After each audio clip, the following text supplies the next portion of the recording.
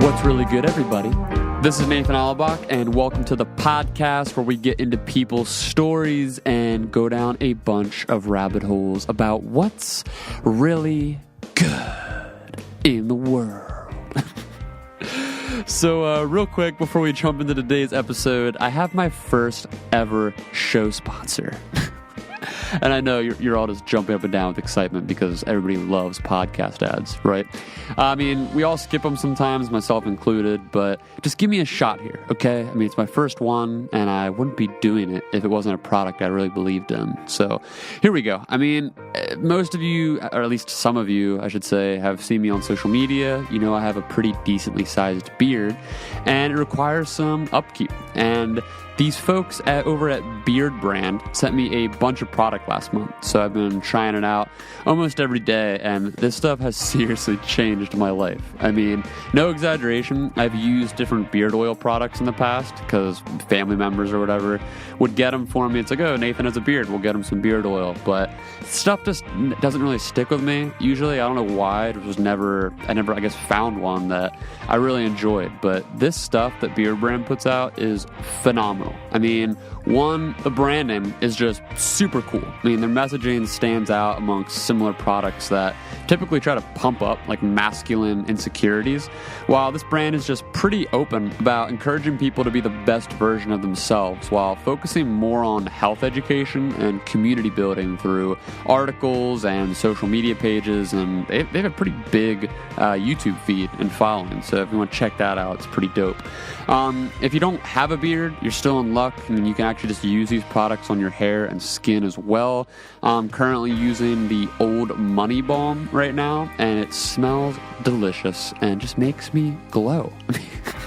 I mean, you gotta try it out for yourself if you really want to believe me, or if you think I'm some snake oil salesman or charlatan, like I like to call out typically. But I promise you, I've been using this stuff, I love it, and I love what their brand is all about. So if you go to beardbrand.com/Theo, you'll get a free sample of sea salt spray added to your total order. Just check it out and support this podcast. I mean, it'd really mean a lot to me if you think it'll add some value to your life. Now, to today's guest, and it's a real treat. We have Ali Rizvi in the house. Ali is a Pakistani-born Canadian medical science communicator, writer for Huffington Post, co-host of the Secular Jihadists Podcast, and author of the book The Atheist Muslim. Super fascinating and easygoing guy to talk to. We actually recorded this episode over a month ago, but like I said in the last episode, it's just been super busy with my wedding and work with Steakum, so I'm a little behind. In our conversation, we covered some of his upbringing, his journey from Islam to atheism, some cultural observations on the broader topic of secularism, and a bunch more. I've followed Ali's work for years, so it was a huge honor to chat with him, and I hope you all enjoy it. And now let's get into what's really good.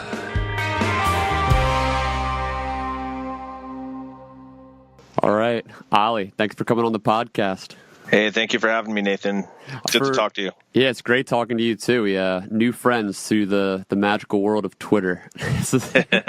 Yeah. So for those who may not know who you are or may not be that familiar with your work, can you just briefly get into your story from living in Saudi Arabia and growing up in a Muslim culture, then what it was like losing your faith and moving to where you're at now?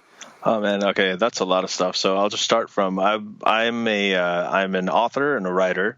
I was born in a city called Lahore in Pakistan, and soon after I was born, a few months later, we moved to Libya in Tripoli, and then after that we moved to Saudi Arabia. So I grew up essentially in Libya, Saudi Arabia, and then I moved back to Pakistan for university. So the first 24 years of my life, I was in these three Muslim majority countries that are all very different. You know, Libya is part of North Africa. It's Saudi Arabia is the birthplace of Islam and Muhammad and the Quran.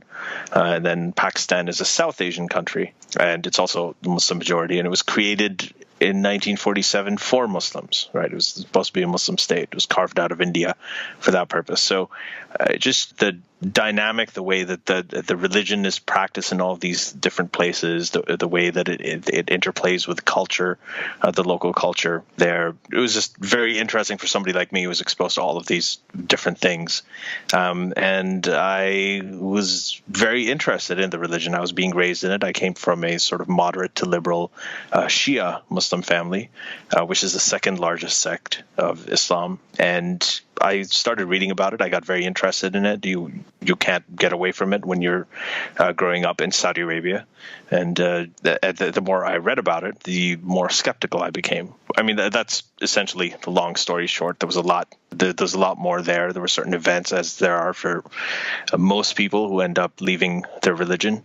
And I described them in my book. My book is called The Atheist Muslim, A Journey from Religion to Reason. So I went into a lot more detail in terms of, what that journey was like. Yeah, was there any specific aha moment that really just did you in, like a big gut punch to like how you were raised and just that sort of shift of mindsets? I think it was more a series of aha moments. Then there were certain straws that broke the camel's back, so to speak. So then I described this in the book. My first introduction to it was I was 5 years old. And I remember this very clearly, and as I tell you the story, you'll understand why. I had a cousin who was 3 years old, so it was my mother's sister's daughter, and she had childhood leukemia. So this is around the late 70s, early 80s. There wasn't really a widely available cure for childhood leukemia at the time. Now there is.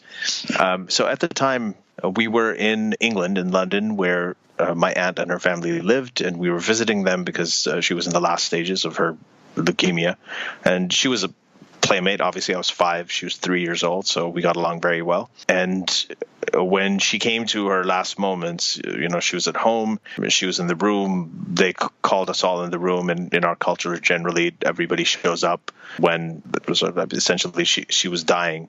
And I don't know how familiar you are with cancer deaths, but they're horrific. So even with adults, it's excruciating pain that breaks through all of the morphine and everything that you give them. And this is a 3-year-old kid that was going through it. So it was a pretty horrific thing to witness. I still recall it clearly. And I asked my dad was standing there, and I said, what's happening to her? And he said, well, Ali, God's taking her back. She's going back to God. And then I saw my mother and my aunt. They were at her bedside reading from the Quran, and tears streaming down their cheeks. And I said, well, what are they doing? Why are they crying so hard? What are they reading? And he said, that they're praying to God. They're asking God not to take her back. Essentially they're begging God not to take her back. And, one of the things I was familiar with as a 5-year-old was, this tug of war games that you have in the playground. Right, yeah. And I just thought of God on one side, pulling one end of the rope, and we're on the other side trying to pull the other end. And in the middle is this little girl who is just in complete agony. And I knew that God was supposed to be all powerful. He could have ended it immediately, but he didn't. He's making us beg for it. So I just immediately, to my mind, I was just angry. I thought this God guy sounds like an asshole. Yeah. Like he's a complete sadist. And surely everybody else around me is thinking that.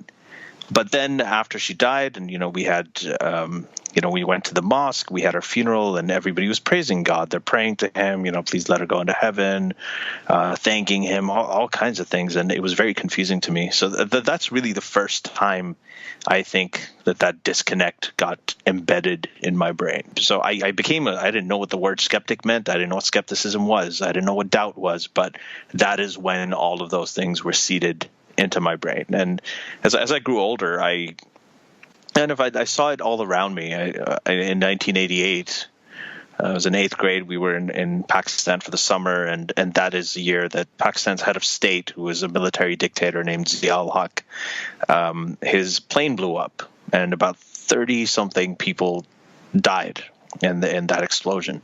But what survived in the rubble was a copy of a Quran, his personal Quran. little charred around the edges, but it was there, it was intact, and everybody was touting this as a miracle. And I was thinking, I was like, 30, the 30 people died, but this one little book that you have, billions of copies of in print around the world, that I can get for $2. This has been saved. What kind of miracle is that?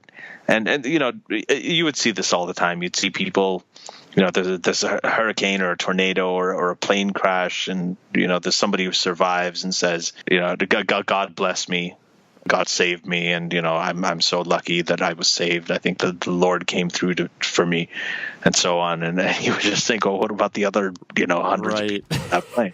And everybody around me, all the grown-ups, used to totally to buy it, and I thought maybe I was wrong. I'm like, well, they can't all be wrong. I mean, they're more educated than me. I'm just a kid. But as I grew older, I knew I was right. And I started reading about it. I went through a sort of apologetics phase where I looked at the Quran, started interpreting everything metaphorically and, just more liberally.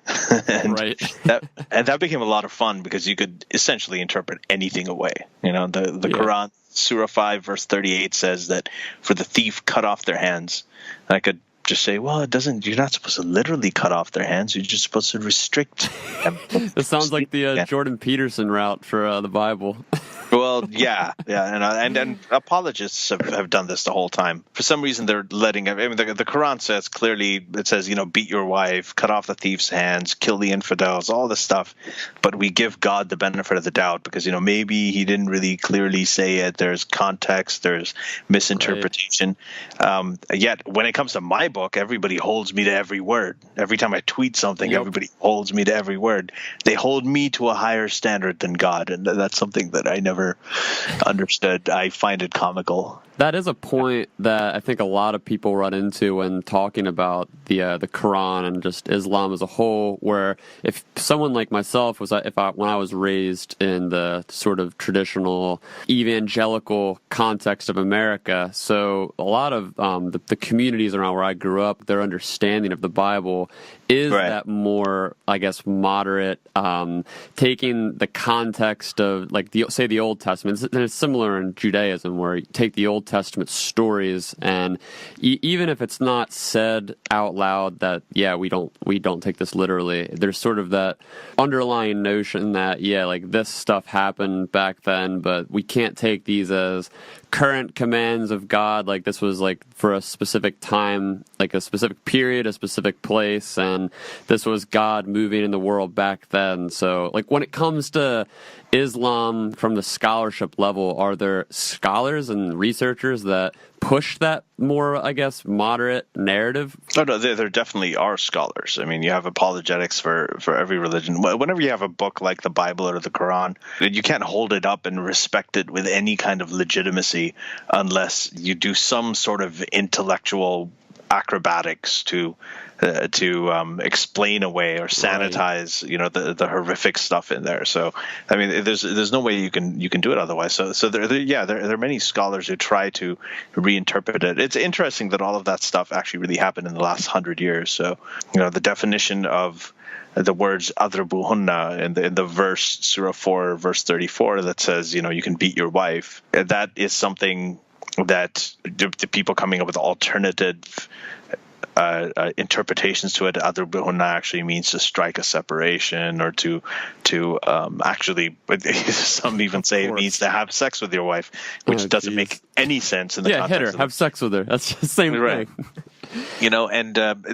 So they tend to do that, and all of this stuff has really come around in the last 100 years. The controversy over the age of Aisha, who was Muhammad's child bride. I mean, he was 53 years old.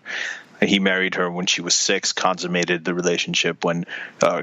marriage when she was 9. I mean, her age has gotten older and older, and now they say that she's 18 or 19.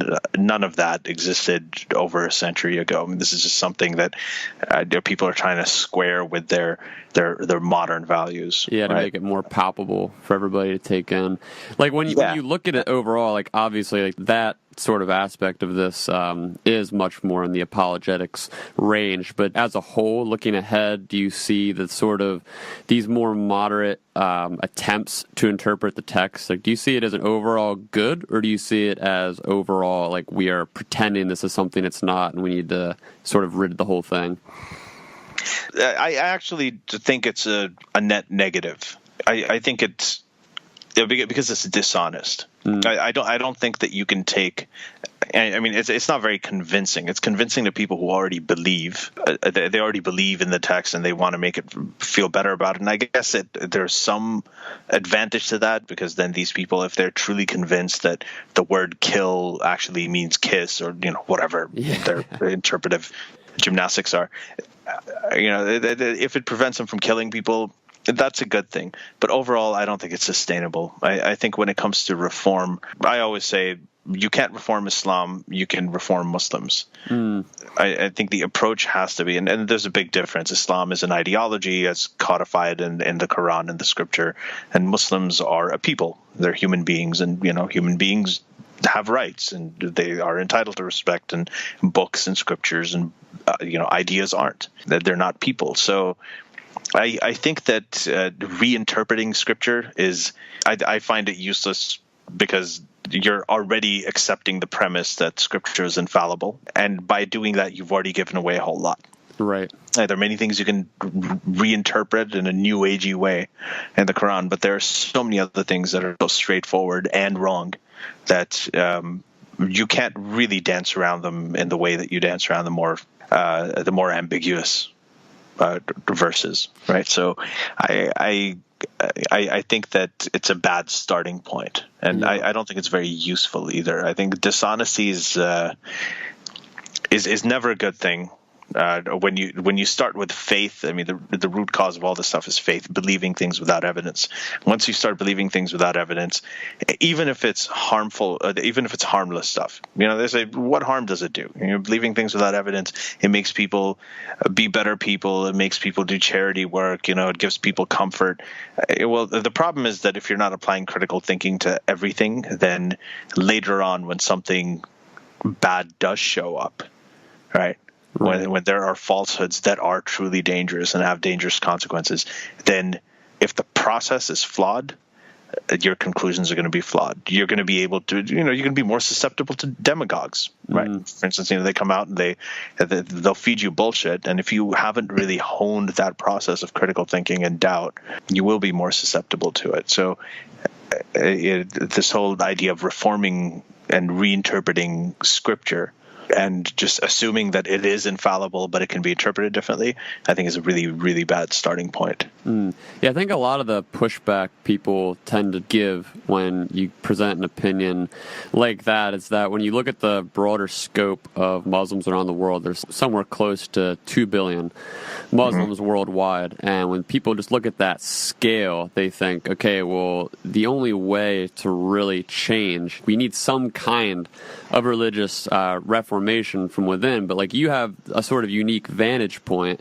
because you're a communicator on the topic, and you are sort of in this range of the skeptic community and the atheist community, where you have a lot of ex-Muslims and moderate Muslims and people who are activists trying to call for reform and raise up these voices in the Muslim world. So like, when you look outward at the people that you've been able to reach through your work, like what kind of hope do you see? Like, I know you just mentioned that it's more about reforming individuals and the religion, but taking that sort of criticism of that viewpoint, just the fact that there are 2 billion Muslims in the world, and it's a whole lot of individuals to reform. Like, what kind of hope do you have personally in this movement sort of growing towards skepticism and away from religious dogma? I'm very close to it. I'm very close to a lot of, sort of especially younger Muslims who are connecting through the internet, younger Muslims in Saudi Arabia and Malaysia and Egypt and Pakistan, Bangladesh, you name it. And I've corresponded with them for the last 10 years. So I've got, I don't know, tens of thousands of emails, messages, and so on from them. And I am optimistic. I'm cautiously optimistic. I don't think that there's been a transformative change.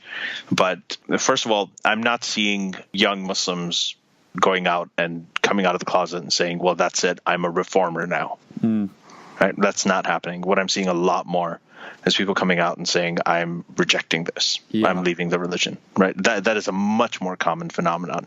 The ex-Muslim movement, or people leaving Islam, people becoming leaving Islam, people becoming atheist or agnostic or secular, whatever there is, whatever degree that they go to, is a much more common thing than people going in and trying to reform. That's one thing.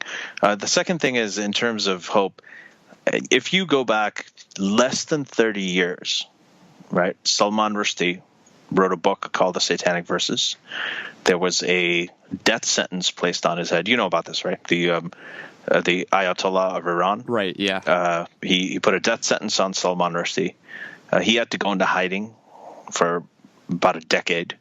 People were burning the book worldwide. It was, I remember when it happened, it was hard to imagine that anybody would even come out and so publicly blaspheme or insult Islam the way that he did.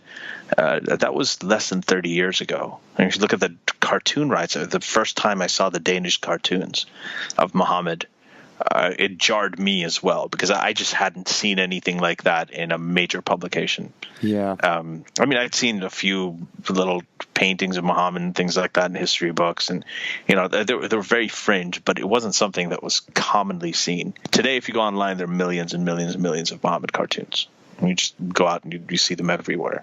So it's even though it outrages people, it has become normalized to the extent that even Muslims look at them, they're like, oh, well, okay, yeah, there's another Muhammad cartoon.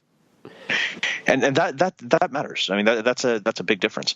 My book is out openly. We've got a podcast, Secular Jihadists for a Muslim Enlightenment. That's out. We're having a conversation right now. There are conferences happening. There's a group called Ex-Muslims of North America. I just did one of their events in New York recently with Ibn Warraq, who wrote one of the first books, Why I'm Not a Muslim. He used to be, Ibn Warraq is a pseudonym, and he was essentially underground, never showed his face. Now he was doing a public event with me. Wow. There's another organization called Muslimish. They've had 2 conferences this year. I spoke at one of their recent conference in New York as well with Maryam Namazi, who's the founder of Council of Ex-Muslims of Britain. You have groups like Council of Ex-Muslims of Britain, and Maryam actually organized just last year, less than 2 years ago, one of the largest ex-Muslim conferences ever in history, essentially, in London. These are things that I do on our podcast. We interview people who are non-anonymous. They're coming out openly with their names and faces from Egypt. They're atheists, from Jordan, from Malaysia. These are people who are. This was just unimaginable less than 30 years ago when the Salman Rushdie incident happened. So I do think that there right now is the beginning of a sort of Muslim enlightenment happening. So, in the Western Enlightenment, Europe, that's what, you're living in the U.S., right? Yeah, you're in the US. yeah. So the U.S. was essentially created as a rejection of a lot of the theocratic systems and the religious orthodoxies in Europe, and that Enlightenment process, which lasted about a century or more, well, it lasted quite a bit. It wasn't an easy process; it was very messy, but it ended up bringing us a lot of the values and the liberties and the equality and everything that we enjoy today. Is because of the actions and the fights of our predecessors, the Enlightenment thinkers, and that was largely facilitated by the printing press. So preceded by the Reformation, right? And the Reformation was a religious movement. It paved the way for the Enlightenment, and the printing press actually became what that helped. The Reformation happened. The Reformation made the scripture, the biblical scripture, more transparent, because until then, only the Catholic Church. Only the church had an idea. They were the only ones who were allowed to interpret it and look at it, and suddenly it was available to everybody. That changed many things. And when Maryam Namazi says that the internet today is doing to Islam what the printing press did to Christianity in the past, I think she's absolutely right. I mean, it's completely revolutionized the dialogue, because the Muslim world largely sat out the Enlightenment, because the Muslim leaders at the time were very easily able to ban the printing press, right? They're able to curtail it. With the internet, they can't do that, right? So And so it is happening, and I'm optimistic for that reason. I'm seeing it happen very, very close up, right from a grassroots level. There's so many other things. Richard Dawkins' A God Delusion by the Arabic translation has been downloaded up to, I think, 13 million times in the Muslim world. 3 million of those are in Saudi Arabia. You look at polls. There was a poll by Gallup in 2012 that looked at religiosity across a whole bunch of different countries. So it wasn't necessarily focusing on Saudi Arabia, but in Saudi Arabia, 19% of people replied that they were non-religious. 5% of people said that they were convinced atheists. That's right? Like the same as America. Exactly the same as America. Yeah. So no, and they weren't saying they were agnostics or non-religious or, secular or whatever. They said that they were confirmed atheists. Now, in a country of 26 million, that's well over 1 million people who are confirmed atheists in Saudi Arabia. And I've heard from many of them. There was a survey in Iraq done by a Kurdish news agency called AK News, also some years ago. And they reported 7% of Iraqis say that they're confirmed atheists. So that means in Iraq and Saudi Arabia alone, there are about 3 million people who identify as confirmed atheists. Wow. And we have every reason to believe that these numbers are underreported because of the taboos on apostasy and the risks involved. So yeah, no one ever wants to answer polls, honestly. Of course not, especially in that part of the world. It's very scary. So I just went through a whole list of reasons for why I am optimistic and why I think that everybody else should be optimistic as well. Of course, the Islamic fundamentalists are also using the same technology, the internet, just like the religious theocracies in Europe use the printing press to their advantage, using their propaganda as well. But this is a process, and it's at the beginning. And I think every step, even if it's a baby step, should be celebrated as long as the trajectory is in the right direction. Yeah, I think that that's such a good point to make because, you're going to get the net negatives and the net positives over time depending on where we're at in history and sort of what people were able to utilize with the tools that we have. And we're in the infancy of social media. So, as of now, I think it's really telling to hear all of what you just laid out in the sense that I see it through social media, whether it's through just channels like Reddit or the anonymity of Twitter, where just millions of people are able to join these communities now and speak out in ways that now they know that they're not alone, and before social media, that's always the biggest thing. Because I even think to myself, I didn't grow up in a theocracy. I grew up right outside Philadelphia in the U.S., and even for myself, growing up in a tight-knit fundamentalist religious community within Christianity, even just for me, it was really hard going through my teen years to have friends or family or anyone in the local communities that I knew of who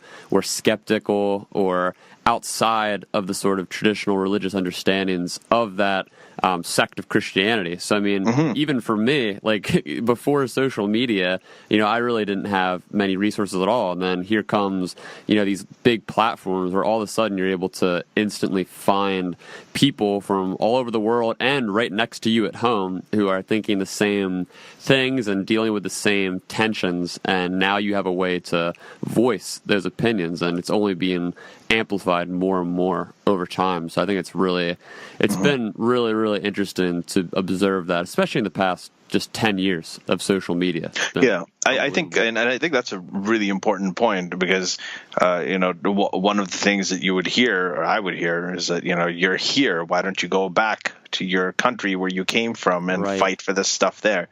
And one of the advantages of social media is that it crosses borders. I can't say that stuff there.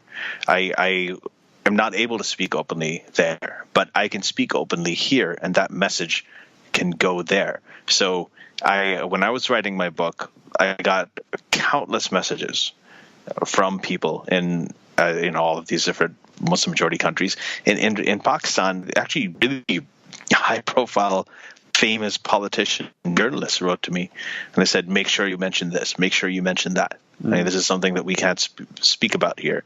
So they wanted me to say things that they couldn't say. And that is another huge advantage of social media, is that people like myself can come here and we can talk about things, and the message does go back there. And this is I think this is a very important thing when it comes to many activists over here who are resonating with people in the Muslim world, with young, secular-minded people in the Muslim world. Yeah, I think it's also really important too, just from someone sitting in the shoes of like myself in this instance, where I can observe a public communicator like you and see like you're coming from the position of an ex-Muslim, so you grew up in this culture and now you're criticizing it from outside of it. So you have a sort of a specific audience developed around your work, and I think that audience is going to be slightly different from someone like Majid Nawaz, who is currently still claiming a form of the faith, and which is going to be different from someone else, like depending on where you kind of fit in to the conversation. And I think that's one of the things that comes up a lot in the skeptic community, is sort of this confusion on who the audience is that you're trying to reach. Like, for example, someone like Sam Harris isn't going to hold the same respect in the Muslim world as someone like you, just due to background. So his audience is going to be inherently different in some regard. So, I mean, like, how important to you is understanding your audience, and who is the primary audience that your work is aimed toward? So I don't really think about that as much. I don't necessarily think about, I don't have a preconceived idea of what audience I want to reach and trying to speak to them, except, and there's one exception to this, that I do try to target young people. I don't like the word target, but I do like ads to, on young people. Right. Yeah. No, I do like to speak to young people. I think that's where most of the exchange is happening. I mean, these are people who are exposed to ideas, are curious. I think the new generation, absolutely, contrary to what other people think, I love the millennial generation. I think that they're very socially aware. I think they're open to new ideas. They're much better when it comes to critical thinking and looking at opposing points of views. I know that there are ideological bubbles here and there, but I do think that younger people tend to be more open to different ideas because they are more open to being exposed to them. They're really into being to debates and so on. So I when I wrote my book, I had that in mind. But apart from that, no, I don't try to think that way. What I do is I just put out the ideas out there. I put out what I think is true out there. I try to back it up as well as I can, and I try to argue in as reasonable a way as I can. And whoever finds that appealing can come to it. And there are different ways. I don't restrict myself in terms of who I speak to. I speak to, but I say different things. If I'm going to a leftist kind of outlet, a more liberal outlet, I will go there and I'll talk about some of the regressive elements or the hypocrisy of many people on the left when it comes to Islam and the double standard that they hold with Islam. If Pat Robertson says something misogynistic or homophobic, they'll descend on him like a ton of bricks. If the same thing appears in the Quran or it's said by a Muslim person, they back off and say, well, no, we have to respect it. And this is a phenomenon that I've come across for many, many years now, and it's something that frustrates many Muslims who tend to be many liberal Muslims and ex-Muslims in the Muslim world who tend to consider themselves liberal. On the other hand, when you go to a more conservative channel, often there are many people who are Christian fundamentalists, right? And they just want to. They're like, oh, great! I've got a guy I can use as a soundbite against Islam. And then when you show up there, I want to make them uncomfortable too. I don't want them to feel comfortable either. So, what I want to do over there is I want to talk to them. I'm like, Islam is a problem, and I have a problem with it. But the root cause is faith. If you think faith is a virtue, if you think believing in Christianity is a better thing, because Christianity it's when it comes to bullshit, it's right up there. Like all of these religions are exactly the same.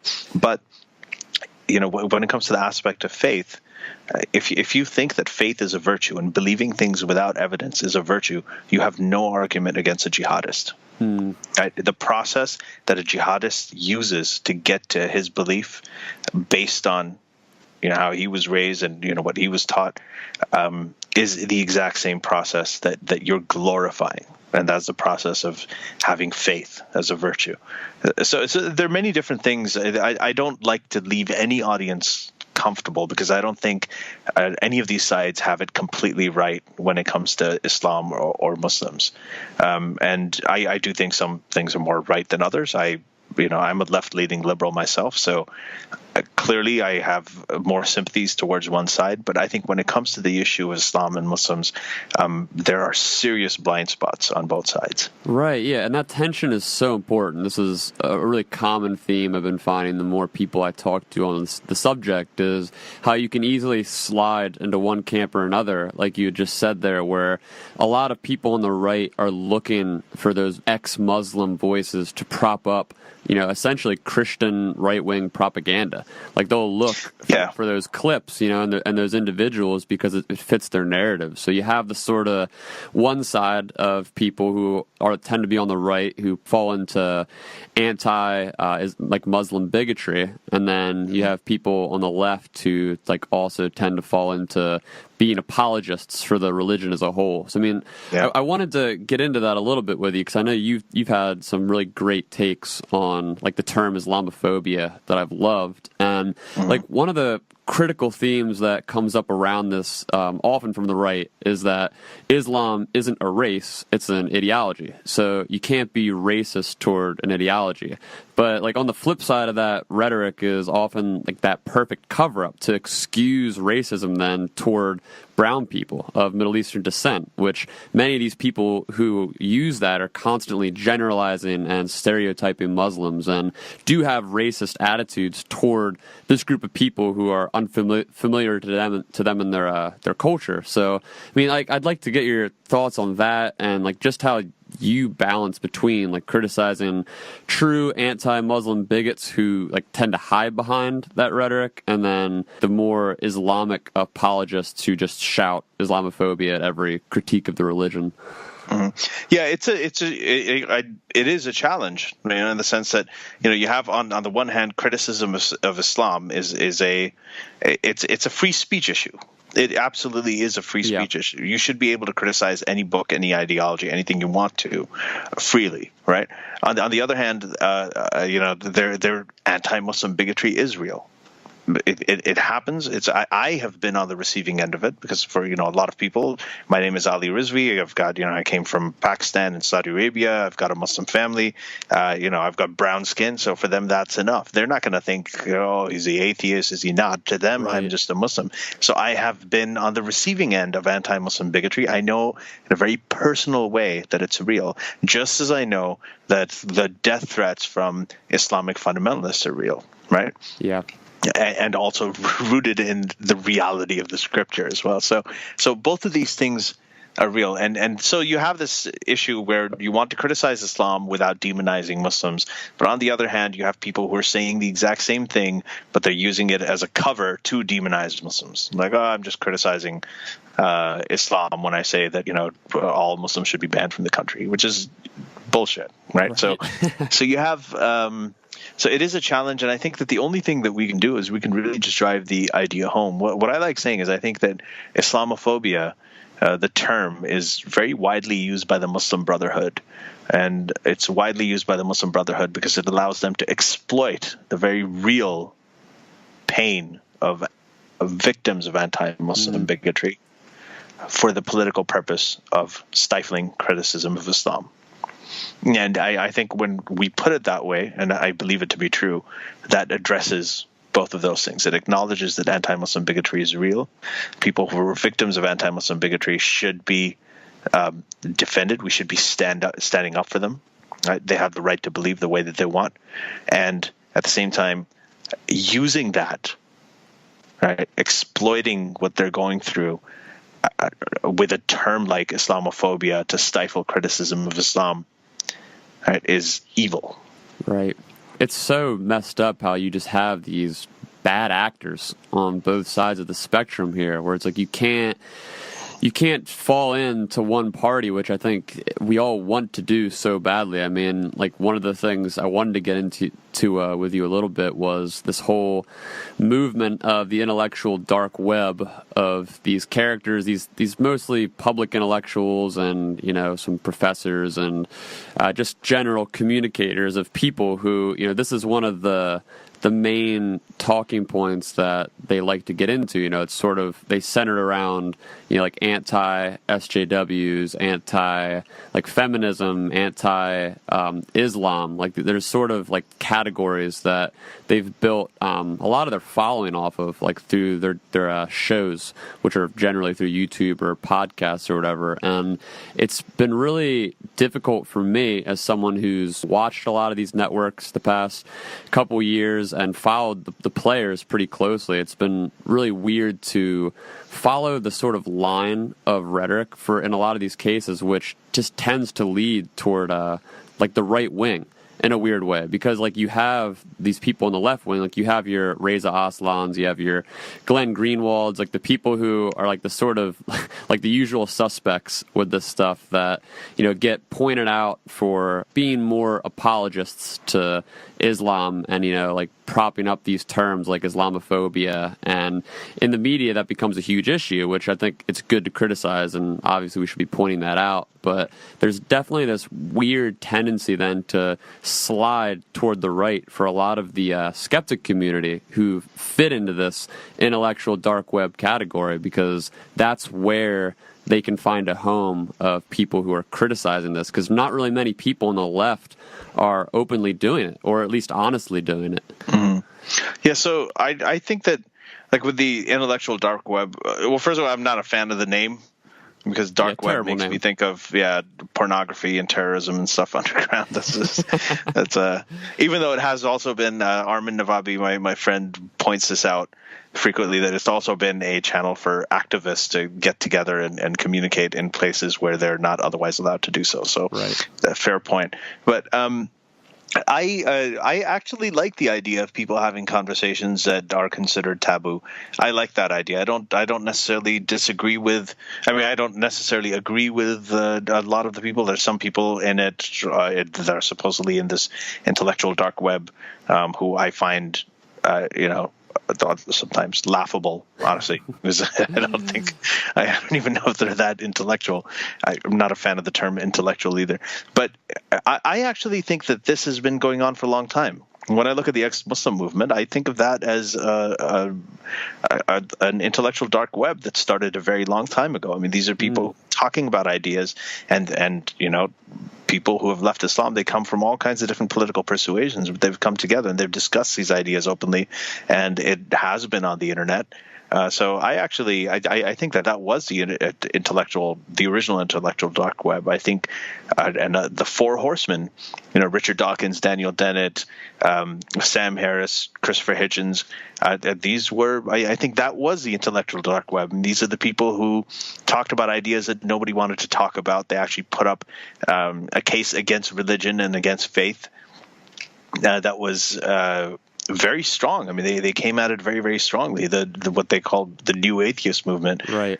And this was the intellectual dark web, because they brought Islam into it too. They didn't just criticize Christianity or Western religions, but they went against the whole idea of faith. And I thought that was very admirable. I mean, I still have a lot of respect for Sam Harris, who was in the Four Horsemen, and he's also part of the current IDW, as they call it.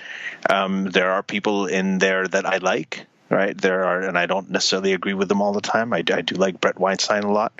There are many. I think there are different aspects of it. I'm glad the conversations are happening. There is this unfortunate tendency. I think there are people in it who are. I don't think that there are many. I'm actually not familiar with all of the members of it that much. I haven't paid too much attention to it. You're better off. Yeah, I do think that there is it's a weird thing. I tend to, you have Twitter and you have the internet and you have all that stuff, and I'm on it, and it's fun. But I do tend to interact with a lot of people who are not on these platforms necessarily, who are operating out of it. There are people that I meet in real life, like people in the Muslim community, and many of these people, they haven't really heard of Jordan Peterson. I mean, they all know Richard Dawkins. Many of them know Steven Pinker. I mean, these are people who have more sort of 3D appeal outside the I guess the Twitter world. But they're many of these people, like even Jordan Peterson. My brothers didn't know who he was until a couple of weeks ago, and then I explained it to them. So I don't know how much recognition there is. I don't know how much it is a really big echo chamber or whatever it is. But I do like the idea that there are these conversations happening. I think that they do tend to, or just politically, they tend to be all over the place. I know that Sam Harris still makes a case for his atheism very strongly. I think Sam Harris very openly criticizes Trump, and he's part of this web as well. I know Brett Weinstein does too. I know Joe Rogan does as well. I've been on Joe Rogan's show. I like him a lot. And again, these are people that I disagree with a lot. And then there's some people in it who I think are just, I don't know, they're kind of turning it into a tribe, even though it's supposed to be anti-tribalism, right? Like Dave Rubin, for instance, So who I liked a lot. I was, when he started his show, I think it was one of the people who was on the show back in 2015. I remember. Started. Yeah. So I had, but then later on, right, at this point, I don't really know what's going on with this show, and I haven't followed it recently as well. But I know that I think that all of the criticisms of him are pretty well founded. Yeah, I agree. I mean, I'm with you in the sense that I think, as someone who's been following a lot of these characters for years now, I mean, I read Sam Harris's book, Letter to a Christian Nation, when I was 18, and that sort of cascaded me down into the New Atheist movement. And I think that the New Atheist movement was phenomenal because that was like an underground movement that wound up in books and on YouTube, and created this sort of network of people who for the first time could be open, on these chat rooms and in these sort of more obscure places of the internet to express themselves and what they believed. And in a lot of ways, they laid the groundwork for this movement. And now, say 10 or so years later, we have this new intellectual dark web movement emerging, and characters like Dave Rubin, who in a lot of ways, I watched his very first episode of his new Rubin Report show, with Sam, and it's been interesting because it captivated someone like me, and someone like me, I can just speak for myself. I know I am just a very curious person. I like bringing in new information to my worldview and challenging myself. And as I sort of got into that show, I felt like that's what the whole premise was. The premise was, here's a host who's coming from the left side of the spectrum, and he wants to talk. He wants to open up a dialogue to people from more on the right side and kind of just all over the place, who people are a little bit more disenfranchised or shut down from mainstream outlets in some way, which, I think there's definitely value to that. And I think if someone were to go through Dave Rubin's video list, and I don't know how many he's even done at this point, it's been a ton, but I'm sure there's a bunch in there that's really beneficial, including your interview. There's a lot of good content that's been generated in the time that he's created that show, because it's gotten a lot more people curious about this subject matter. But at the same time, we're in this weird spot now because with a character like him, his sort of moral framework has just been crumbling since the election, in my mind. From my perception of him specifically as one of the sort of ringleaders of this movement, is that he's someone that really, he found an audience of people who mainly are of the libertarian, conservative, leaning value system. And once he started getting money coming in from the Koch brothers through Learn Liberty, and once he started getting his Patreon going and starting to understand who his audience was that was supporting him, so much of the content he was putting out and the associations he was making with people like Mike Cernovich or Alex Jones, or name your alt-right personality, he's done it. And that's really where the sort of weird slippery slope in this whole movement's come in, because then you have people like Sam Harris or a Jordan Peterson or a Brett Weinstein who are associated with Dave Rubin, and they're all like one association away from these really dangerous characters, you know? But yeah, I think that there's there is an issue with that. Overall, I think, man, I don't know. I think that Dave Rubin, the little that I know about him is that I know that he started out because he genuinely wanted to explore ideas. But to be able to do that, you also have to back it up with a good amount of knowledge. You know, you have to read up about things as well. You can't have people on and then have a whole interview and then find out, oh, wow, I didn't know that this guy had advocated for date rape before. I had no idea. I mean, so there's a responsibility that comes with it, too, when you want to explore ideas. I think Sam Harris does a very good job of that. He really researches his guests well, and he's very careful about that. He pushes back against them, I think, when he's supposed to. So he in a way is a much better journalist than many other journalists out there. So I think that, you know, that part of it is definitely a lot more important with Dave. And unfortunately, and this is something that, I mean, he came from the Young Turks show, right? Yeah. The one with Cenk Uygur, or I don't know how to pronounce his name. And I was never a fan of that show either. I thought it was a very apologist show. And the other thing is, like, none of the hosts didn't seem very bright. And Dave came from that. He's not very bright either. I know that they're both on different sides of the political spectrum, but it's just that it's a problem when you have people who have sort of limited intellectual capacity dealing with topics that are much, much more complex. So I don't even know how much of it is. I think a lot of it was just him trying to explore things in the beginning, which I appreciated. But I do think it's taken a downward turn. I haven't paid attention to it a whole lot recently, because I don't think a lot of other people are either. I think a lot of the stuff has turned into an echo chamber. There are many different echo chambers. I mean, there's a huge regressive left echo chamber, and then you've got this sort of internet classical liberal type thing echo chamber. And you know, these are people who go out and they'll do events and they'll get a sizable audience, and it works out for them, and they can do it. But it's still an echo chamber. People talk about Donald Trump. Well, Donald Trump is, Twitter is actually Trump's preferred platform. That's where he has a lot of support.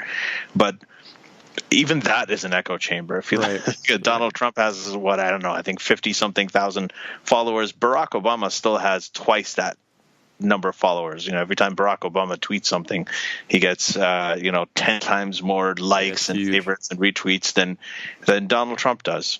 So it's still, even these social media platforms are still largely mainstream, and you have these movements that seem really big when you're in them, but they're generally minor as well when you look at the larger scale. And this only happens when you step away from your computer and you talk to real people, and including your own family. So I have to go, and I can't have a conversation about Jordan Peterson with anybody at my workplace or people in my family, because nobody knows who he is.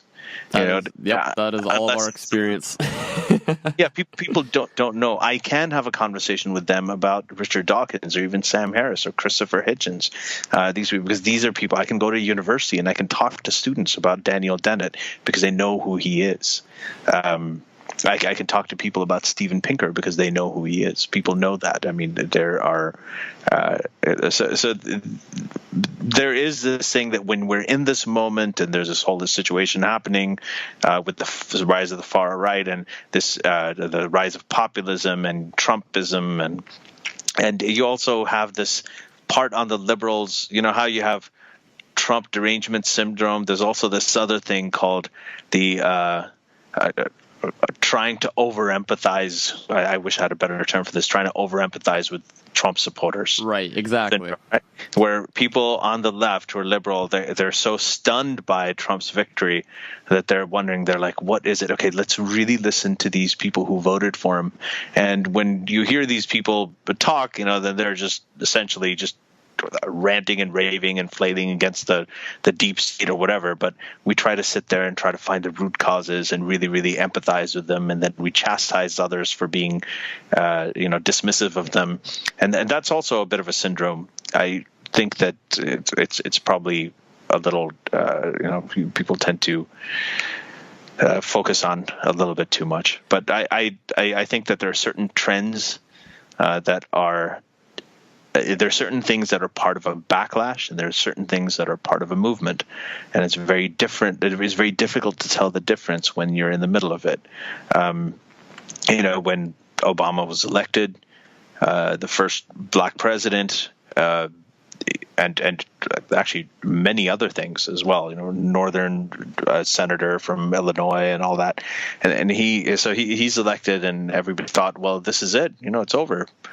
We've progressed. Yeah, we've made it. Transformation. We made it. We did it. Now let's focus on gender pronouns and all of this other stuff. And so we started going on after all that stuff, and then suddenly there's this backlash, and Trump comes into power, and we think, but then we realize, okay, so this wasn't a transformation. This was a first step, right? And sometimes you have 2 steps forward, 1 step back. And now we're going back and we're talking about all of the same things that we thought we settled ages ago, like Nazism and women's rights and just civil liberties and free speech. All of these things are now somehow controversial in a way that they haven't been for years. I mean, these are things that are settled now, right? Whether women and men should work together in the workplace and what that means, like the stuff that Jordan Peterson brings up. I mean, these are not things that these are all discussions that have been had and have been settled, and we have a consensus on them. But we're going back to them because this is not this whole thing. I don't see it as a movement. I see it as a backlash, and backlashes can be very strong. Like what happened in World War II was a major backlash, but ultimately, and there was a huge cost to, huge price to pay. Many people lost their lives, but ultimately, the trend line, when you ignore the headlines and you look at the trend lines, they tend to favor the right thing winning out at the end, at least from my perspective. But it can feel, when you're in the moment, it can feel like it's very hard to tell the difference between a backlash and a movement. A lot of what you just got into there, really, it reminds me of the true divide in viewpoints that's always really existed in Western culture to some degree, but is now a lot more highlighted through social media. Like you had mentioned Obama getting elected, and so much of the progressive side of the country thinking, oh, well, we made it. This is it. Or like another example that comes up a lot in conversations I have is gay marriage, how it was legalized in 2015. So everybody sees that and thinks, oh, we're progressive now, like we made it. But like in reality, like so much of the Western world is still against it. Like so much of the Western world still holds those conservative values that really oppose all of those types of progressive notions. So it is interesting how like when you step off of social media, how you really are faced with the world at large and how different, we all are still. Because like when you get stuck in worlds like Twitter or Reddit or really wherever on social, like I think there's this tendency, if you're on it every day, there's that tendency to think, this is the way the world is now. Like we've moved past all these regressive notions and here's where we ought to be, where I think a lot of the people who, I don't know what studies have been done on this, but I imagine the majority of the people who like spend a lot of time on social media deep in the web are just naturally more progressive because it's more young people. So it's like it's a lot more young people who spend time in these communities who I think over time just think that this is the way things are. And I think you also made a good point in there, too, about just how a lot of this is so reactionary. Like, we're reacting to reacting to reacting. A lot of people, they say, like, Trump was a reaction to Obama. Like, Obama was a reaction to Bush. And, like, now we have these other, like, sort of countercultural movements where you have, a movement like this intellectual dark web, which is sort of in reaction to regressive leftist tendencies. And, a lot of, from what I see, like what's within these groups is this sort of pop culture intellectualism. Like you mentioned before that you don't really like the term intellectual, and I agree. Like, it feels like it's been hijacked so poorly at this point. You know, just to imagine a figure like Dave Rubin, and like, I don't want to just trash Dave Rubin, but like imagining him in the same sphere as someone like Sam Harris, like just from the point of intellect, it's just bad that we've gotten to that point of our language where we're just using a lot of this terminology so loosely, and we're seeing, I think, like you said, that this culture of individuals like Jordan Peterson and Dave Rubin, like, they exist almost in a bubble. You know, it's this echo chamber that is in reaction to one scope of the political spectrum, which is this sort of SJW, college campus feminism, rhetorical, place. And, I do think that, to your point, that it's really not as, it doesn't have the same like national and international impact as someone like Richard Dawkins or Sam Harris, who has their writing, spread internationally, Yeah, I think that's sometimes you just got to zoom out and you have to look at everything that's happening and look at it in the context of historical precedents, or just the historical analogs, the things that had happened in the past that were similar, and how that ended up, and you get a good idea of what kind of controversies are still going to be controversies in the next 10 years, 15 years, 100 years, and what kind of stuff is just flash in the pan, it's going to die out soon. And for instance, one example is, we mentioned gender pronouns and gender. I think that this whole idea of having a million different gender pronouns, we have to learn them for everything. I get that. I think that that's completely unrealistic, and there is a side to the SJW stuff that is insane. Yeah. It really is completely unreasonable. It doesn't mean that everything that the social justice people talk about is wrong.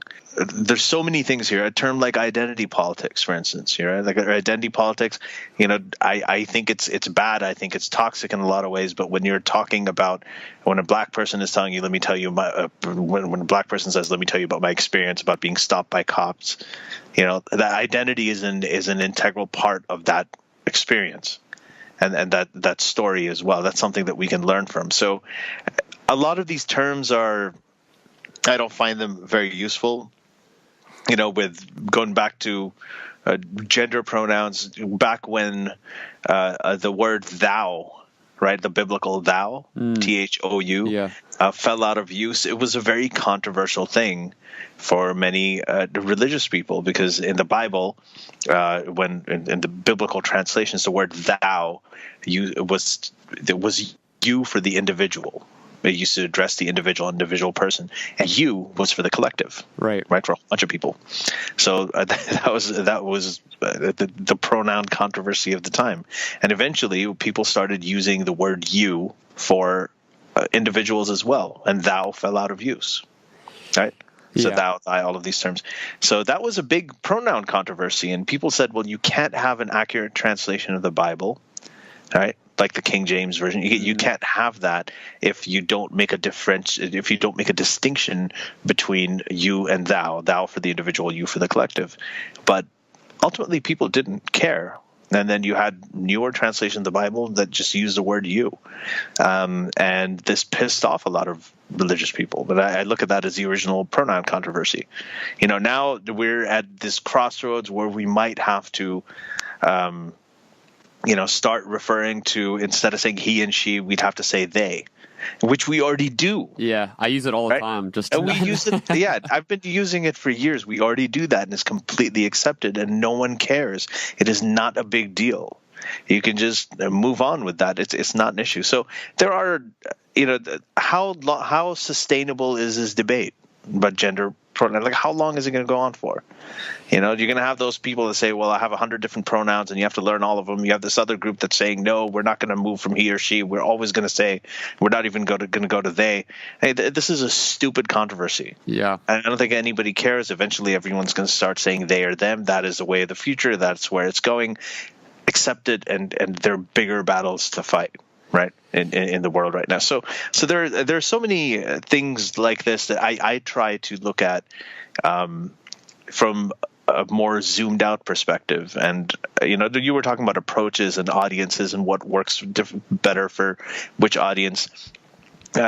Even that, some people say that, my wife, for instance, Allebach, was the feminist and secular activist from Pakistan.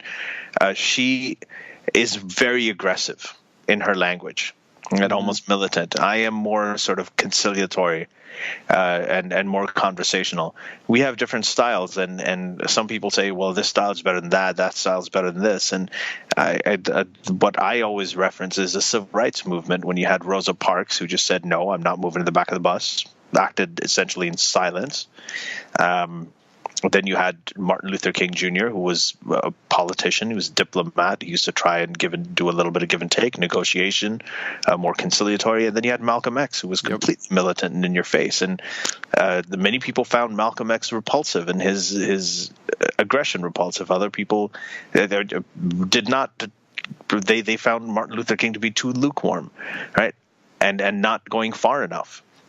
At a time when it was needed, a real fight was needed. So people had, but all of them had an effect. They all spoke to different segments of the audience that they were trying to reach. And all of them had a part to play. All of those approaches had a part to play in bringing about, the civil rights revolution. So I think that we should just be who we are and say what we want to say and say it openly instead of worrying about so-and-so. Well, what if I don't want to sound like an SJW, or I don't want to sound like I'm, at the far right, or I don't want to sound like I'm a regressive. Forget about all of that and just say what you think is correct, and just make sure whatever audience you're speaking to, if you feel like they're wrong about something, just leave them a little bit uncomfortable. Let them think. Yeah, I like that. It's just like, I think the one thing that people get hung up on a lot in this part of the conversation is the whole, like you mentioned before, that, you don't like the term identity politics because how it's sort of been watered down and hijacked, and now it's become very unuseful. But I mean, sort of in that vein of thinking, to the point where, a lot of the content you're putting out, you have the credibility to speak on the topic of Islam because of your background in a lot of ways. So for someone like me, who's just a white guy who's raised in Christian culture, and in often cases, if someone like myself were to step out and speak on those matters, or say to speak on like the issue of racism in America, then that's looked at like, well, you don't have the sort of identity that fills the credibility to speak on that, which is where you get tied up a little bit. Where would the progressive movement be if we didn't have people from within our own tribes speak in support of us? Exactly. Where would it be if you didn't have straight people speaking out about the experiences of gay people, or men speaking out for women? When the suffrage movement was happening, you need to, without that conversation, without people who do not belong to a certain identity, without them supporting or criticizing the way, having a say in the dialogue in the movement, right? There is no way you can have any progress. Right. Yeah, and this is where it gets so sticky, because I think that is so true. And I think that oftentimes people from the progressive side of the spectrum, they weaponize this part of the conversation in a way to shut down people who are outside of a specific person's experience, or that's through race, gender, religion. So they use identity politics to say, okay, you're of this race, so you can't speak on this Yeah. subject matter. Which we talked about this with Sarah Hayter, who's one of the co-founders of the Ex-Muslims of North America, and she said similar to what I just said right now, is that part of what helps us understand each other, right, is for us to communicate, or for me to help you understand my experiences, for you to be able to talk to other people and help them understand it. Right, you can go and speak on, if you've had that experience, if you understand what I've gone through, you can talk to other people about it too. I mean, we need all of that. I know it's sticky. There's a lot of, look, the main concern here with people in, there's a lot of conversation about how we should talk, who should we talk to, what kind of terms we should use, how aggressive or assertive should we be. That really is a lot of the conversation. And when people say things that other people don't like, they try to derail that conversation by going into these things about, well, you said it this way, or you don't have the right to say it this way, or you're not the right person to speak. You don't have the credibility. And these are ways to try and shame you into silence. Yeah. Right. And that's something that we have to try and avoid. You have to understand, if you're in this kind of work, if you're talking about ideas that are taboo, if you're talking about ideas that are provocative or potentially controversial, you are going to get pushback. In fact, you will necessarily get pushback. If you look at any kind of transformational figure in history, any kind of revolutionary, all revolutions started out as rebellions. Every single one of them. That includes Islam. I mean, people, they're like, why are you so aggressive against Islam? I'm like, I'm following the example of tradition. Following what Muhammad did. I mean, he was chased out of Mecca, came back. He didn't just write blogs and tweet. I mean, he smashed the idols of the Quraysh, the pagans at the time. Right? I mean, it wasn't just blasphemy; it was vandalism. It was all-out war. I mean, he was the original blasphemer. That's why Jesus was crucified. Yep. It's because he pissed off a lot of people. And whatever happens, whenever you talk about these ideas, you will almost necessarily get a massive backlash in the immediate aftermath. The immediate aftermath will be one of huge opposition. And a lot of that opposition will be, why are you saying this? Are you the right person to be saying that? You're a white person. Why are you speaking about it? And so on. These are the kinds of things that you're going to get. But ultimately, the conversation, if you stick to it and you hold your ground, that conversation will become normalized. And, a great example, I was reading this article from 1914, actually. Wow. So it's over 100 years ago in The Atlantic. And it's called, I think, a meditation on votes for women. And I can't remember the name of the author. I'll try and send you a link afterwards if I can. And this was in 1914. This was a man who wrote a really long article, which was his meditation on why women should have the right to vote. Yeah. And he made his case so carefully. Right? He acknowledged the other side's protests to it. He's like, these are the different arguments against it. This is why I think it's wrong. I mean, it was like they were discussing something that is truly, truly controversial, which it was at the time. And he was trying to make a case to what was clearly a majority of people who were against the right of women to vote. Mm. And just reading through that gives you an idea of the kind of concerns that they had that now we just dismiss, we laugh at. Right? But he he painstakingly made a case in the most diplomatic way possible to say that, yes, women should be allowed the right to vote. And that opened my eyes, because I started thinking of all of the issues that we're talking about, and we're having these long, drawn-out, quote unquote, intellectual conversations about, and how many of these issues are 100 years from now we're going to just look back at, we'll be like, wow, this was actually a conversation back then. Yeah, it's so obvious to us now. And so much can change in the space of a generation. I mean, you look at gay rights. You were mentioning that okay, we got it done. Gay marriage is legal now, and so on. This is when I grew up. So I grew up in the 70s and 80s and 90s, right? So in the 80s, I was around. I was alive and conscious when MTV did not play songs by black people. Mm. Right, and I think Billie Jean, Michael Jackson's song, was the very first one they played by a black artist.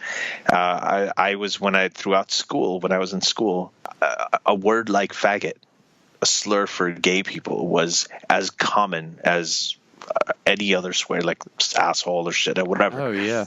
Yeah, it was common. Yeah, for me too. I got called a faggot all the time in high school. It's unbelievable looking back in such a short span of time and seeing the progress of just the general dialogue from day-to-day people, where you almost never, unless you're in like gaming culture or something, you really never hear a word like that. And now I remember I used to use that word. I used to call other people that too. I wasn't just called it, and because that's how it was in the 80s. And I made a conscious decision later in my life to stop using that word because I decided that it wasn't right anymore. And that's something that I had to learn. I mean, my mind changed, and apparently so did the minds of many, many other people in a way that was unimaginable. I mean, I don't even know how to explain this to people who weren't around then, but in like 1987, 1988, especially at the height of the AIDS epidemic, homosexuality was considered right up there with incest. Yeah. And we all used to think of it that way.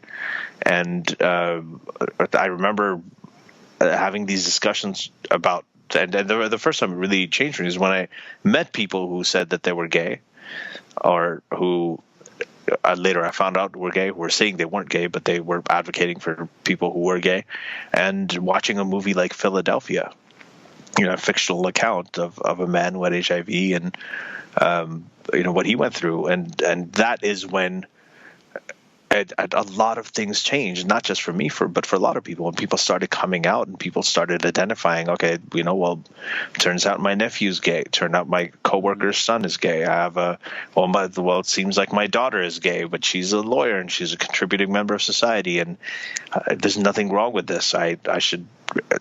Why is this something that bothers me? And these are when people were exposed to it and they saw that these people weren't just hypersex demons. Things changed, and I think that's how things change for, say, ex-Muslims. The more people meet atheists and meet ex-Muslims and see that they're not necessarily demons who are going to eat babies and exactly. Whatever, it is getting more and more normalized.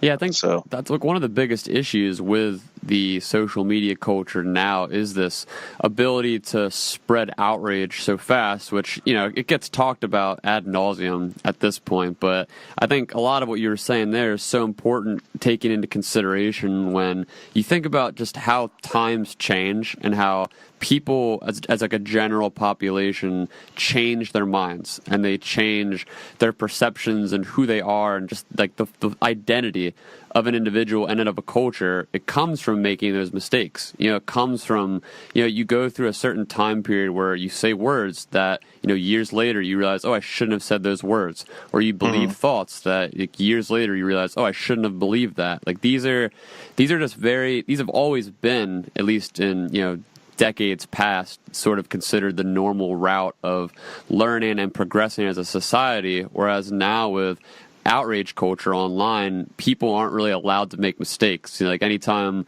someone says something off or makes just one wrong association or, has this one misstep, they're ruined and they're shouted down and it's the end of the world and it's, oh, I can't believe you would ever say or think that. And when you're talking about certain figures, like a lot of the figures we've been mentioning, like we can mention a figure like Dave Rubin, and I feel pretty comfortable criticizing him just based on the scope of information I've taken in on him as a person. And I feel that like I don't know him, I don't know what his intentions are, I don't know his heart, but I can base a good criticism off of him from plenty of content that he's put out and associations he's put out. So that I can at least make and say that's not just like a one-off, but in like many of these cases, someone will just say something a little bit wrong or write something that could be taken a little bit wrong, and then they're ruined. Like their whole career trajectory is thrown out of bounds because people, it's like we've almost forgotten that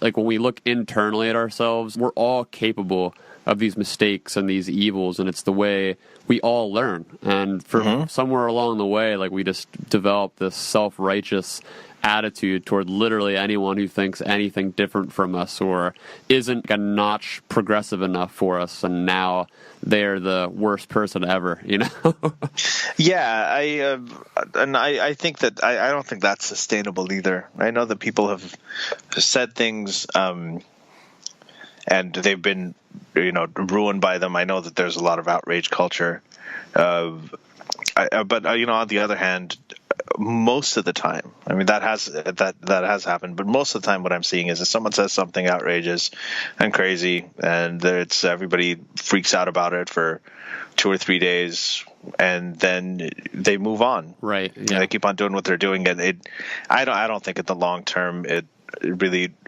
in the case of most people, I mean, of course, for Roseanne Barr, she lost her show, and there are situations like that, or someone's accused of sexual harassment, and that their careers have gone down, and most cases completely justifiably, right? Yeah. But when it comes to most people making little mistakes here and there and everybody descending on them, I don't think that is. I mean, even Kathy Griffin with that picture of the beheaded Trump. Right, yeah. Yeah, and now she's selling out arenas across the country. She's touring. Yep. Yeah, eventually and she's probably stronger now than she was before because she was mistreated before. So I actually don't know. I think that overall it's a good thing. I guess, we're talking about Dave Rubin. So, one of the things he says he wants to do is build bridges. I'm not a fan of necessarily building bridges. I think if you're a politician, then it's good. You have to build bridges, right? You have to come policy done, yeah, but I think for the rest of us, the stuff that I do, the stuff that you do, I like having different ideas out there. I like having, one side saying, well, this is what I believe, another side saying this is what I believe, a third one, fourth one, fifth one, all saying the same thing. And me being exposed to that, it doesn't matter to me that they all agree or not. I know plenty of people in real life that I don't agree with at all. I mean, I know Islamic fundamentalists who actually think in theory that I should be put to death for being an apostate. And I've had coffee with them. And you're cool. Yeah.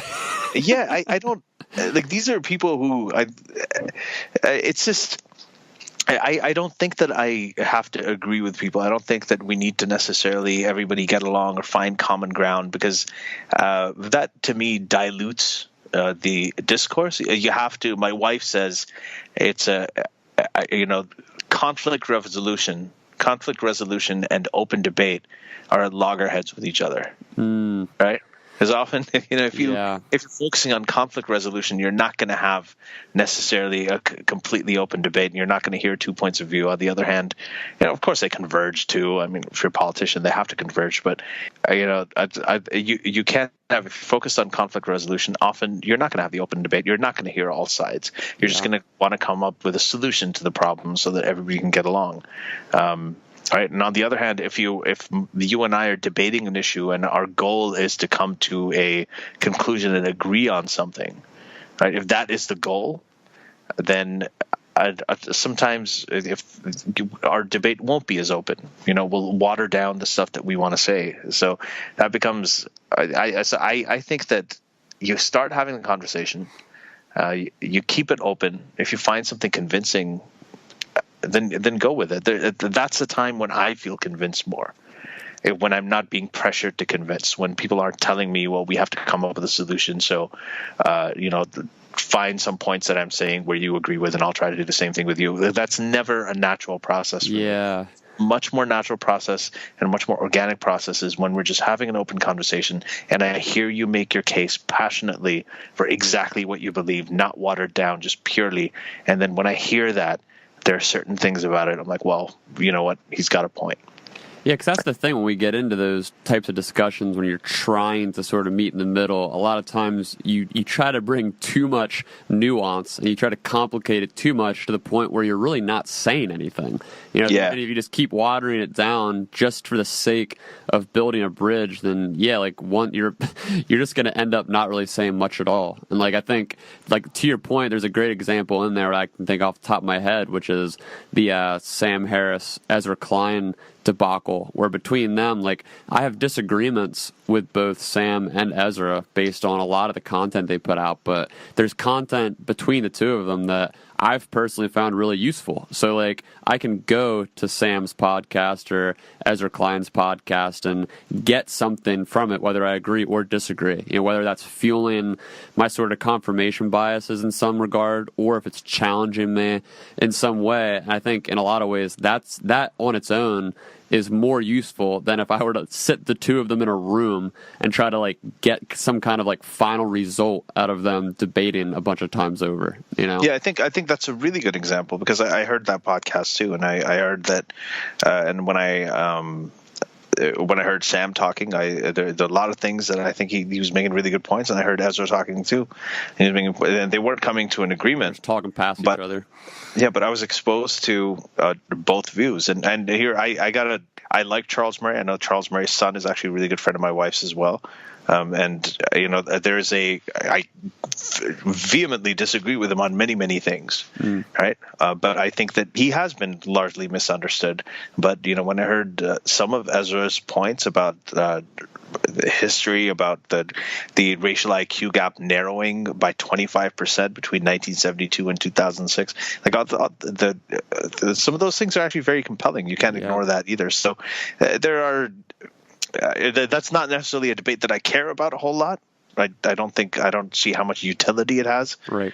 For me personally, or to an individual. Applying bell curve statistics to individual people, and that doesn't. I don't think there's a lot of doesn't make much sense. Yeah, but it just I liked hearing the conversation. I really enjoyed the conversation. I've actually been reading Ezra Klein for. As long as I've been reading Sam, and I find them both to be really, really brilliant, and I think that both of their podcasts are great too. So I think that, knowing Sam, I know that he is happy to disagree with people and still get along with them. I know that he's like that, and he's completely an advocate of that as well. And I know that he doesn't think very tribally. That's not the way that his mind works either. So I like having open conversations. I like hearing open debates. I like hearing people say what they think. And I think it's not just necessarily about the ideas. It's also the way that they do it. I try to see why people are compelling. Richard Spencer, the neo-Nazi guy, the white supremacist, and I saw a lot of his videos. I was like, well, he does everything with a smile. He's very charming. He looks very, presentable. He seems very approachable, and I understand what his appeal is. I understand people looking at him, and when he says, "See, I'm not a white supremacist. I'm a white nationalist," I understand why people would want to be would find that distinction compelling because of the way he says it. I think it's complete bullshit, right? But I try to figure out. Jordan Peterson, who I actually think he's a charlatan in a way. He's a lot like Deepak Chopra, but. When I see him speak, he's a storyteller. He's an incredible rhetorician. He's fantastic when he tells stories. He moves across the stage. He pauses. His voice quivers when he makes his points. The way that he speaks, the words that he uses, it's almost biblical. They rhyme sometimes. Yeah. These are elements that I think are things that we can learn from. Especially in the secular movement, we tend to try and think of everything as being, super rational, and logic will convince everybody about everything, and forget about storytelling, just get to the data. But no, as I told you, when I saw Philadelphia, that changed the way I thought about same-sex couples completely. A fictional account that was emotionally appealing and that was a story, right? Yeah. So that is, these are things that we can learn from. There's a lot to learn from people, even if we don't necessarily agree with them. It's not always about the content.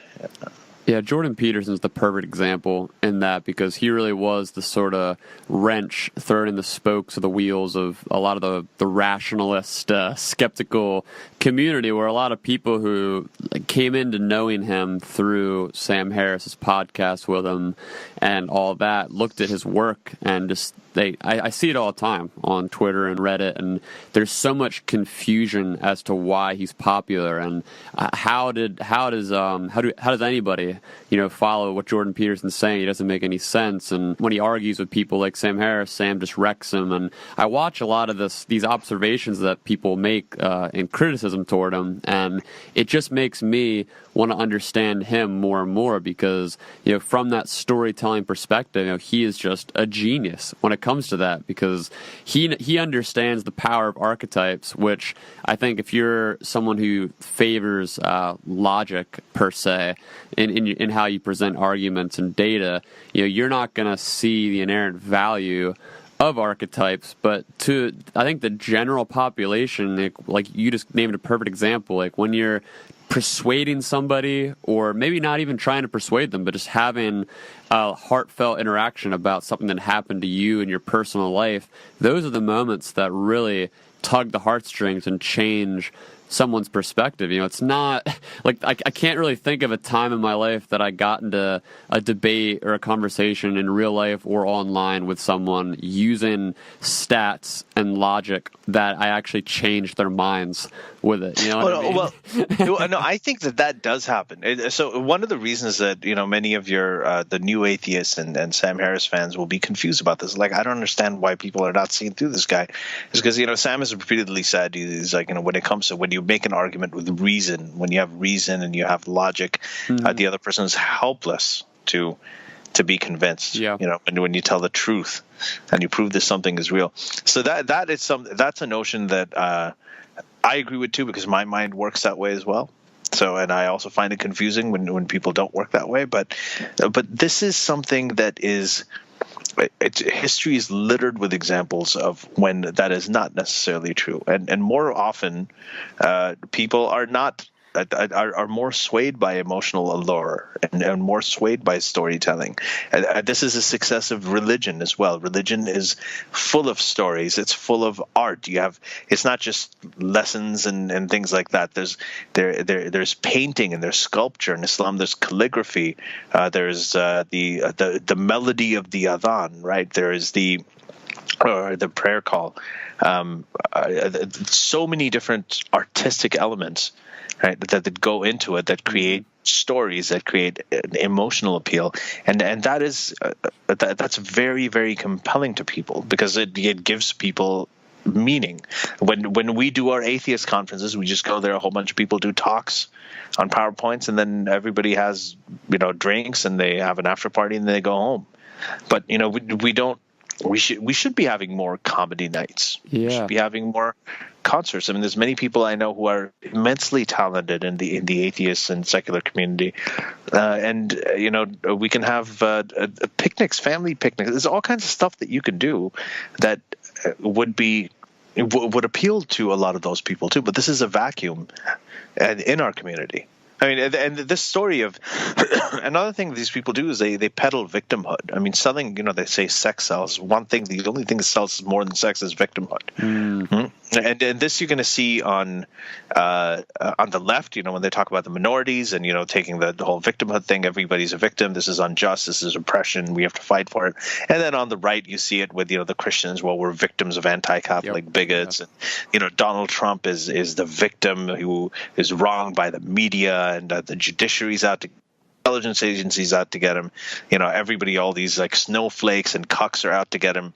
And Jordan Peterson, the same kind of thing. Right? It's the victimhood. This is wrong. You've had this feminist movement. Young boys have been left behind. We don't know where we are. He'll cry in the middle of his speeches. And did you ever read George Orwell's review of Mein Kampf? No, actually. 1940. Let me actually find it, and I'll read out one part of it. Okay, here you go. So he. I'll just read out a section where he talked about Hitler. So he says, but Hitler could not have succeeded against his many rivals if it had not been for the attraction of his own personality, which one can feel even in the clumsy writing of Mein Kampf, which is no doubt overwhelming when one hears his speeches. So this is George Orwell in 1940. This is before Hitler killed all those people, by the way. Yeah. Just reviewing Hitler's book Mein Kampf. Okay, so I'll continue. George Orwell again. The fact is that there is something deeply appealing about him. One feels it again when one sees his photographs, and I recommend especially the photograph at the beginning of the Hearst and Blackett's edition, which shows Hitler in his early brown shirt days. It is a pathetic, dog-like face, the face of a man suffering under intolerable wrongs. In a rather more manly way, it reproduces the expression of innumerable pictures of Christ crucified, and there is little doubt that is how Hitler sees himself. The initial personal cause of his grievance against the universe can only be guessed at, but at any rate, the grievance is here. He is the martyr, the victim, Prometheus chained to the rock, the self-sacrificing hero who fights single-handed against impossible odds. And this here is my favorite sentence about this. If he were killing a mouse, he would know how to make it seem like a dragon. Wow. One feels, as with Napoleon, that he's fighting against destiny, that he can't win, and that yet that he somehow deserves to.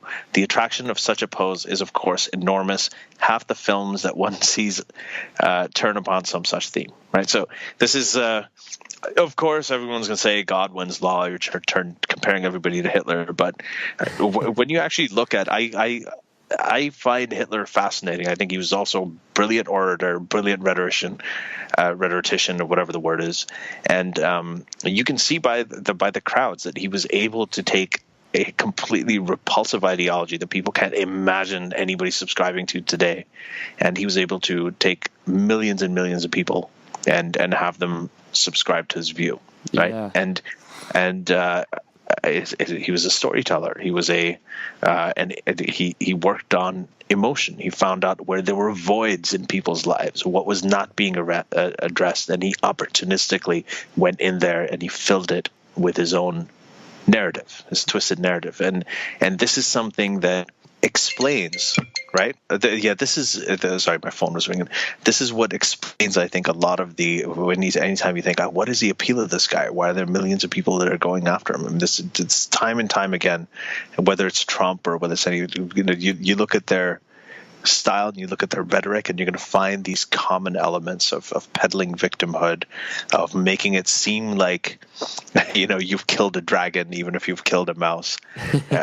These are common elements. But that's a whole other podcast episode. Yeah, no, but it's really important, I think, to be able to analyze those individuals and not like you said. It's so annoying how you can make a statement or a reference like that, and then you have a swath of people saying, "Oh, you're saying he's literally Hitler." Like, no, that's not what we're saying here at all. Like, I think it really is important to understand why people are persuasive. Why people have that ability to harness that kind of power over a mass amount of people, over like an idea that could be so reprehensible. I mean, even with Jordan Peterson, like totally different, obviously, example of someone, but with him, it's like taking the issue initially of the gender pronouns thing and like making that into what it was. I mean, the ability to do that alone, it takes someone with immense influential power. And I think it's really important to stay aware of that, like wherever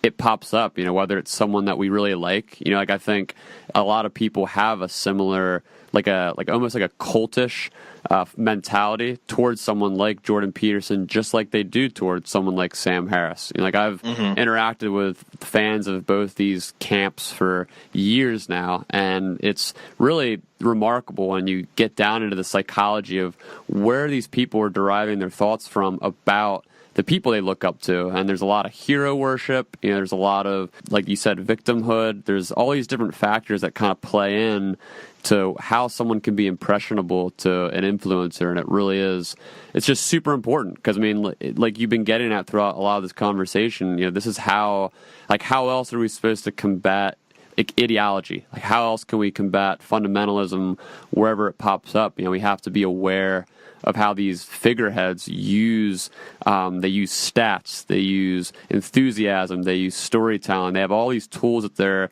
disposal to really push a narrative. And as we see it with certain figures in the alt-right and figures even on like the regressive left, there's people who gain these platforms and they do it in a way, whether it's through victimhood or whatever the initial seed is, but eventually it gets to the point where there's clear danger and clear problematic aspects to who they are and what kind of message that they're putting out. Yeah, and I think the only way to combat that is through critical thinking, hearing everything you do and trying to teach people to critically analyze everything that they hear. I mean, you're still not going to overcome all of it. You also have to, I think we also have to incorporate some of those elements. Understand what people are missing. It's not just an explanation about how the universe came to be, or what's true and what's not true, but it's also a sense of meaning. Why am I doing this? Where do I stand here? This has been my experience and left me feeling this way. Is this legitimate? Am I wrong to feel this way? Why am I wrong? These are all questions that human beings deal with, and in some way or another, we have to start addressing that as well, right? And learn from it. Yeah, we got to keep encouraging just curiosity towards skepticism and doubt, toward any kind of ideology that pops up in this sense. Well, listen, man. I mean, you've been generous with your time. It's been a great conversation. I really appreciate it. Is there anything? Oh, yeah, I had a lot of fun. You want to plug? I mean, I'll have in the show notes like all your info, and I'll give it an intro to this. But if there's anything you got going on currently, or any place you want to take people. No, not. I mean, well, I have the events coming up as I always do, and I don't have lost track of them. But yeah, thing. I mean, there's a book out. If you want to know more, you can go out and get the book. I'm online. I'm on Twitter and Facebook and what have you. And yeah, it's just the usual stuff. Cool, man. Yeah, next time we'll have to talk about some music. That'll be Yeah, we totally missed that. I know. I thought about bringing it up. I was like, man, like this is something that not a lot of people know. You're a musician, so. Yeah, that's something that we should have talked about. I missed that. But yeah, I'd love to do it again. Let me know. Cool, man. Yeah, thanks so much again for the time. All right, Nathan. Thank you.